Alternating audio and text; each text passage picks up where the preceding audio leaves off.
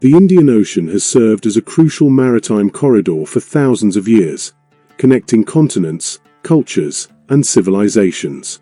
From the earliest seafaring communities to the sprawling trade networks of the modern global economy, its history is rich with stories of exploration, commerce, and cultural exchange.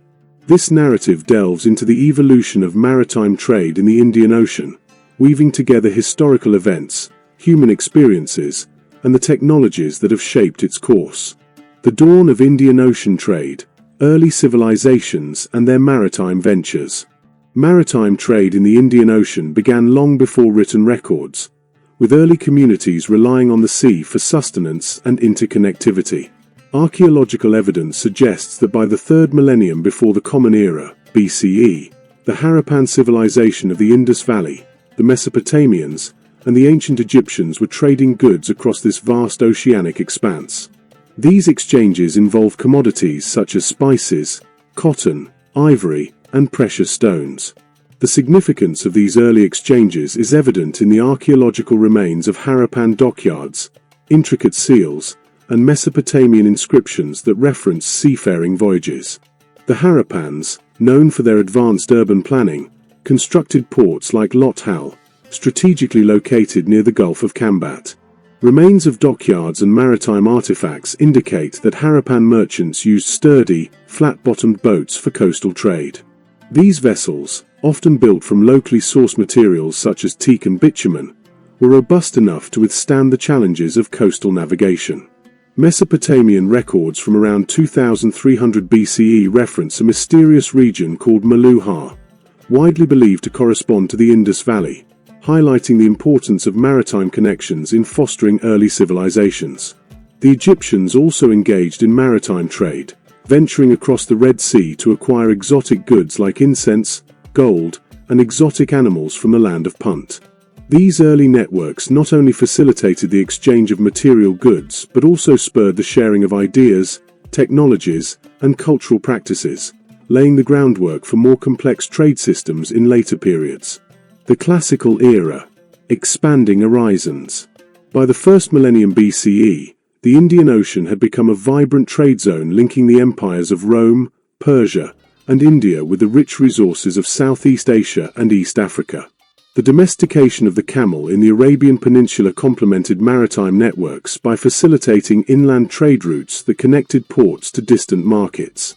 This era saw the rise of influential port cities such as Barighaza, modern Barach in India, and Muziris, believed to be on the southwestern coast of India. These ports acted as gateways for goods like silk, spices, and gemstones, catering to the insatiable demand of Roman elites. Greek and Roman texts, such as the Periplus of the Erythraean Sea, provide detailed accounts of trade routes and goods exchanged, including silk, spices, and pearls. The document, attributed to a Greek-speaking merchant, serves as a valuable source of information on navigation, market conditions, and the economic geography of the Indian Ocean during this period. Innovations like the monsoon wind system, discovered and exploited by sailors during this period, enabled faster and more reliable sea travel. Monsoon winds, which blow predictably from the southwest during summer and the northeast during winter, allowed merchants to plan round-trip voyages, fostering economic stability and growth. The Classical Era also witnessed the integration of maritime trade with overland routes, such as the Silk Road. This interconnectedness facilitated the flow of luxury goods like Chinese silk, Indian cotton, and Arabian incense across vast distances, enriching the economies of participating regions. The exchange of goods was accompanied by cultural and technological diffusion, exemplified by the spread of Buddhism to Southeast Asia and the adoption of Roman coinage in Indian markets. The Islamic Era, a maritime renaissance. Following the rise of Islam in the 7th century Common Era, CE, the Indian Ocean became a central conduit for the expansion of the Islamic caliphates. Cities such as Basra, Muscat, and Zanzibar flourished as maritime trade hubs, connecting the Islamic world with China, India, and Africa. The Islamic Golden Age, spanning roughly the 8th to 13th centuries, saw remarkable advancements in science, navigation, and commerce that transformed the Indian Ocean trade network. Muslim merchants played a pivotal role in facilitating trade and cultural exchanges, spreading Islamic ideas, art, and science across the region. They were skilled navigators who used tools like the astrolabe and quadrant to determine latitude, enabling precise navigation even in open waters. These advancements allowed them to venture further into the Indian Ocean, fostering direct trade with Southeast Asia and even reaching the distant ports of Guangzhou, Canton, in China. Commodities such as frankincense, ceramics, and textiles flowed along these routes, shaping the economies of diverse regions. Arab navigators also compiled detailed maritime charts and texts, such as those by al-Masudi and Ibn Majid, which provided invaluable knowledge about ocean currents, ports, and navigational hazards. These resources were instrumental for both Muslim and non-Muslim traders navigating the vast expanse of the Indian Ocean. The tales of Ibn Battuta, a 14th-century Moroccan explorer, vividly illustrate the bustling maritime networks of this period. Battuta's journeys across the Indian Ocean included stops at key ports where he observed thriving trade, multicultural societies, and advanced maritime infrastructure. His writings offer a glimpse into the interconnectedness of the Indian Ocean world, where goods, ideas, and people moved freely across vast distances. The Age of Exploration: European Powers in the Indian Ocean. The arrival of European powers in the Indian Ocean during the late 15th century marked a turning point in its maritime history. In 1498, Portuguese explorer Vasco da Gama famously reached Calicut, modern Kozhikode in India, establishing a direct sea route from Europe to South Asia. This development shifted the balance of power in the region, as European nations sought to dominate lucrative spice trade routes. The Portuguese were soon followed by the Dutch, British, and French, each vying for control of strategic ports and resources. European ships, equipped with advanced weaponry and navigational tools, disrupted traditional trade networks, often imposing colonial rule over key regions. For example, the Portuguese established a stronghold in Goa and monopolized trade routes along the western Indian coast. Their fortifications in strategic locations, such as Hormuz and Malacca, underscored their intent to control the maritime choke points of the Indian Ocean. Despite these incursions, local traders and rulers adapted by forming alliances or leveraging their knowledge of the Indian Ocean's complex geography. The Gujarati merchants of India, for instance, played a crucial role in maintaining trade links with East Africa and the Middle East, ensuring the resilience of indigenous maritime networks. Similarly, the Sultanate of Oman challenged Portuguese dominance by launching naval campaigns to reclaim key ports, demonstrating the continued agency of local powers. The Industrial Revolution and global integration. The Industrial Revolution in the 18th and 19th centuries ushered in new technologies that transformed maritime trade in the Indian Ocean. Steamships replaced traditional sailing vessels, dramatically reducing travel times and increasing cargo capacity. The opening of the Suez Canal in 1869 further revolutionized trade by providing a direct link between the Indian Ocean and the Mediterranean Sea.